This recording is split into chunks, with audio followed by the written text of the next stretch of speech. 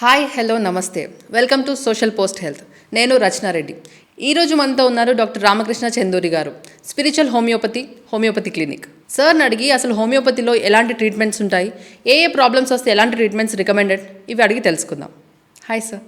నమస్తే madam. Yeah sir, ఈ మధ్య మనం ఎక్కువ గాల్ బ్లాడర్ స్టోన్స్ అని వింటుంటాం. ఇవి ఎక్కువగా ఎవరికి వస్తాయి, అసలు వీటి ట్రీట్మెంట్ ఎలా ఉంటుంది, హోమియోపతిలో వీటి ట్రీట్మెంట్ ఎలా ఉంటుంది? Simple madam. Gall bladder stones అంటే మన లీవర్ కింద గాల్ బ్లాడర్ ఉంటుంది. అసలు గాల్ బ్లాడర్లో స్టోన్స్ ఎట్లా ఫామ్ అవుతాయి, లీవర్ ఏం చేస్తుంది అని అంటే మన డైజెషన్ కోసము బైల్ అనేది ఉత్పత్తి చేస్తుంది.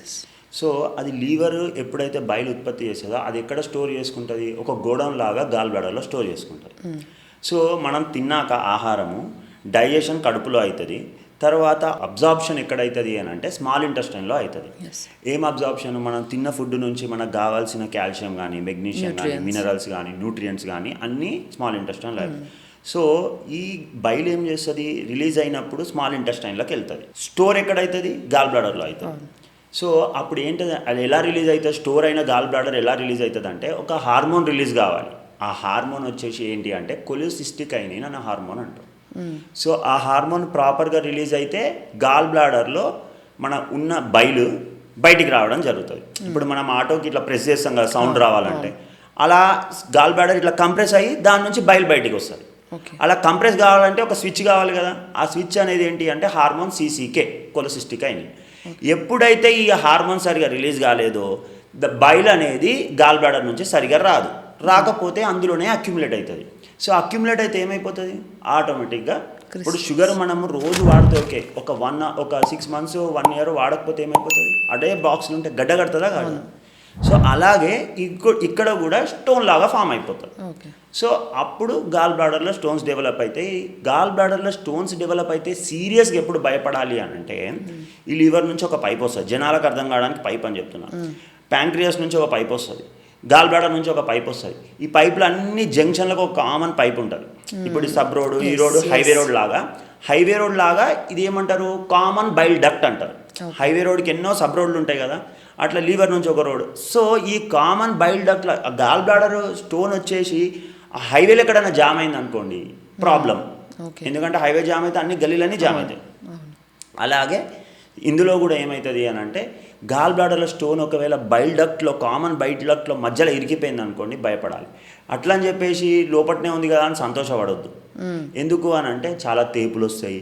ఇంకొకటి బైల్ అంతా అందులోనే అక్యుములేట్ అవుతుంది, రిలీజ్ కాదు. డైజెషన్ సరిగ్గా కాదు కదా, అవునా కదా, అబ్జార్ప్షన్ సరిగ్గా కాదు. ఈ గాల్ బ్లాడర్ సరిగా రిలీజ్ కాకపోతే, అందులోకి వెళ్ళి బైల్ సరిగా రిలీజ్ కాకపోతే మనకు కావాల్సిన అబ్జార్ప్షన్ సరిగా రాదు, మనకి న్యూట్రియంట్స్ అనేటివి. సో అప్పుడు మనకి కాల్షియం డెఫిషియన్సీ రావచ్చు, ఐరన్ డెఫిషియన్సీ రావచ్చు, బ్లోటింగ్ డెవలప్ కావచ్చు, ఎరక్టేషన్స్, బర్ప్స్, తర్వాత ఇండైజెషను, కొన్ని సందర్భాలలో కాన్స్టిపేషను, మలబద్ధకము, తిన్న ఆకలి ఉండదు. ఇంకొకటి తేపులు కూడా, పుల్లని తేపులు వస్తాయి. వీటి వల్ల గట్ హెల్త్ డిస్టర్బ్ అవుతుంది కంపల్సరీ. అసలు గాల్ బ్లాడర్ అంటేనే, ఆ గాల్ బ్లాడర్ డిస్టర్బ్ అయితే గట్ హెల్త్ అంతా disturb. Okay, gut health is interrelated to all the problems. Gut health ఎప్పుడైతే డిస్టర్బ్ అయిందో, సింపుల్ మేడం, ఇప్పుడు మనం తింటాము ఫుడ్, తిన్నాక మనకు డైలీ డైజెషన్ అయ్యి మోషన్ వెళ్తానే కన్వీనియంట్ ఉంటుంది. ఒక్కరోజు 2 రోజుల్లో మోషన్ పోకపోతే ఎంత ఇబ్బందిగా ఉంటుంది. ఏమన్నా తినాలన్నా తినబుద్ధి కాదు, వాటర్ తాగాలన్నా తాగబుద్ధి కాదు, ఛాయ్ తాగాలన్నా తాగబుద్ధి కాదు. ఎంత డిస్టర్బ్ ఉంటుంది అని అంటే, గట్ హెల్త్ బాగాలేకపోతే ఇప్పుడు అందరూ లక్షలు ఖర్చు పెడుతున్నారు. దేనికోసం ఖర్చు పెడుతున్నారు, యంగ్ ఏజ్ వాళ్ళు, సరే ఒక 50 years వచ్చింది, 40 years వచ్చింది, ఏదో హెల్త్ ఇష్యూస్. 20 years వాళ్ళు కూడా వందల వేల రూపాయలు, లక్షల రూపాయలు ఖర్చు పెడుతున్నారు. హెయిర్ ఫాల్ కోసం ఖర్చు పెడతారు, స్కిన్ ఇష్యూస్ కోసం ఖర్చు పెడతారు, నెయిల్స్ కోసము ఎంతోమంది డబ్బులు ఖర్చు పెడుతున్నారు. ఇప్పుడు గట్ హెల్త్ డిస్టర్బ్ అయింది అనుకోండి, ప్రోటీన్ డెఫిషియన్సీ డెవలప్ అవుతుంది. సో ప్రోటీన్ లాస్ అయింది అనుకోండి, హెయిర్ లాస్ అవుతుంది, స్కిన్ ప్రాబ్లం వస్తుంది, నెయిల్స్ ప్రాబ్లం వస్తుంది. సో ఇంకొకటి బ్లోటింగ్, అంతా లావ్ అవుతున్నాం మేము అని చెప్పేసి, పొట్ట పెరగొద్దు అని చెప్పేసి జిమ్లకు పోయి, లేకపోతే ఏమో ఆపరేషన్లు చేయించుకొని ఎన్నో కష్టాలు పడుతున్నారు. సో పొట్ట తగ్గాలి అన్నా, హెయిర్ లాస్ మంచిగా ఉండాలి అన్నా, స్కిన్ బాగుండాలన్నా, నెయిల్స్ బాగుండాలన్నా, పిగ్మెంటేషన్ కాకుండా ఉండాలన్నా, తేపులు రాకుండా ఉండాలన్నా, హెల్తీగా యాక్టివ్గా ఫిజికల్గా యాక్టివ్గా ఉండాలన్నా, స్టేర్స్ క్లైంబ్ చేయాలన్నా, ఏం చేయాలన్నా కానీ గట్ హెల్త్ అనేది చాలా ఇంపార్టెంట్. అందులో లీవర్ హెల్త్ మంచిగా ఉండాలి.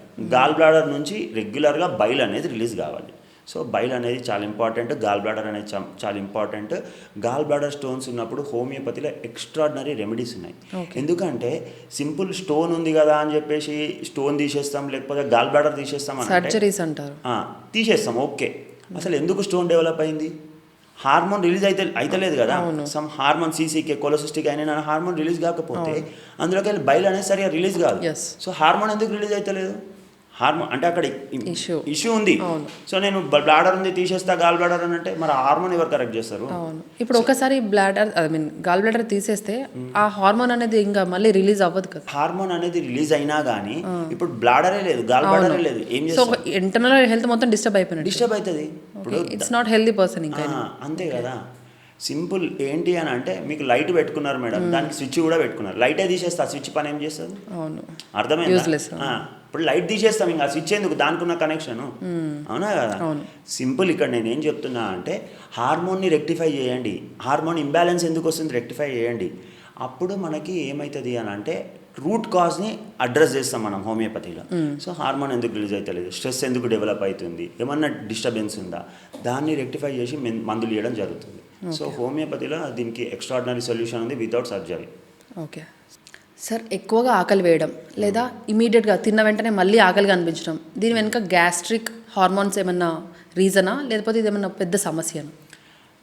చాలా సమస్యలు ఉంటాయి, చాలా ఫ్యాక్టర్స్ ఉంటాయి. అందులో మనము ఇప్పుడు మీరు అడిగిన క్వశ్చన్ గ్యాస్ట్రిక్ హార్మోన్ అని అన్నారు కదా, దాని గురించి మాట్లాడదాం. ఒక ప్రాబ్లం ఉంది అని అంటే దానికి మల్టిపుల్ ఫ్యాక్టర్స్ ఉంటాయి. This is one of the major factor.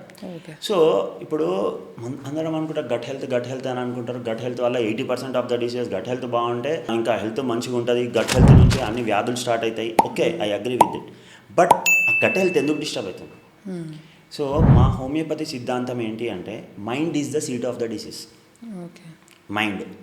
Mind disturb అయితే ఇప్పుడు ఒక డాక్టర్ దగ్గరికి వెళ్ళి షుగర్ వచ్చింది ఎందుకు వచ్చింది అని అంటే ఏమంటారు? స్ట్రెస్ ఎక్కువ అయింది అని అంటారు. ఫస్ట్ ఫుడ్ ఏముంది మేడం, ఇప్పుడు మనం ఇంట్లో నలుగురం ఉన్నాం అనుకోండి, ఒక వైఫ్ ఉంది, హస్బెండ్ ఉంది, 2 పిల్లలు ఉన్నారు, ఇంకా పెద్దవాళ్ళు అమ్మ నాన్న కూడా ఉన్నారు, అందరు అదే ఫుడ్ తింటారు, మరి అందరికి ఎందుకు షుగర్ రాదు? Sir let's say life style stress. ఇప్పుడు వైఫ్కి రాదు, హస్బెండ్కి డయాబెటీస్ వస్తుంది, అమ్మ నాన్న మంచిగా ఉన్నారు. ఎందుకు? హస్బెండ్ ఎక్కువ స్ట్రెస్. వాడు ఐటీ జాబ్ అంటాడు, పొద్దున పోతాడు, రాత్రి 12 గంటల వరకు పని చేస్తాడు, అది ఎవరు CEO తిడతాడు, లేకపోతే టీమ్ లీడర్ తిడతాడు, ఇంకా ఏదో మేనేజరు, ఏదో ఒకటి ఉంటుంది. స్ట్రెస్. సో స్ట్రెస్ వల్ల వస్తుంది. అంటే స్ట్రెస్ అంటే దేనికి రిలేటెడ్? స్ట్రెస్ అంటే మైండ్కి రిలేటెడ్. ఓకే, మైండ్ డిస్టర్బ్ అయితే ఇప్పుడు హోమియోపతిలో ఒకటి ఉంటుంది, PNEI యాక్సిస్ అంటారు. P అంటే సైకాలజీ, అంటే మైండ్కి సంబంధించి. N అంటే న్యూరాలజీ, అంటే బ్రెయిన్కి సంబంధించింది. E అంటే ఎండోక్రైనాలజీ, అంటే హార్మోన్స్కి సంబంధించింది. I అంటే ఇమ్యూనాలజీ, అంటే ఇమ్యూన్ సిస్టమ్కి సంబంధించింది. ఇక్కడ మీరు అన్నారు హార్మోన్స్ డిస్టర్బ్ అవుతాయి, సో ఇమ్యూనిటీ డిస్టర్బ్ అయిపోతాయి. ఇక్కడ హార్మోన్స్ ఆకలి ఎక్కువ అవుతుంది, తక్కువ అవుతుంది, హార్మోన్స్ డిస్టర్బ్ అవుతాయి. ఇప్పుడు మనకు కడుపు మీద పనిచేసే హార్మోన్స్ ఉంటాయి. అందరికీ కామన్గా తెలిసిందేంటి? థైరాయిడ్ హార్మోను, ఇన్సులిన్, డయాబెటీస్కి సంబంధించింది, లేకపోతే PCOD ఉంటే ఈస్ట్రోజన్, ప్రొజెస్ట్రాన్, టెస్టోస్టిరాన్, ఇట్లాంటి హార్మోన్స్ తెలుసు. కానీ గట్టుకు సంబంధించిన హార్మోన్స్ ఏంటి అంటే మనకు ఆకలి అవుతుంది, మనకు డైజెషన్ కావాలి అని అంటే తిన్నాక డైజెషన్ కావాలి అంటే మన కడుపులో యాసిడ్ ఉత్పత్తి అవుతుంది, HCl అంటారు, అది రిలీజ్ కావాలి అంటే ఏం కావాలి మనకి? గ్యాస్ట్రిన్ అనే ఒక హార్మోన్ కావాలి. గ్యాస్ట్రిన్ రిలీజ్ అయితేనే HCl రిలీజ్ అయితే, అది రిలీజ్ అయితే డైజెషన్.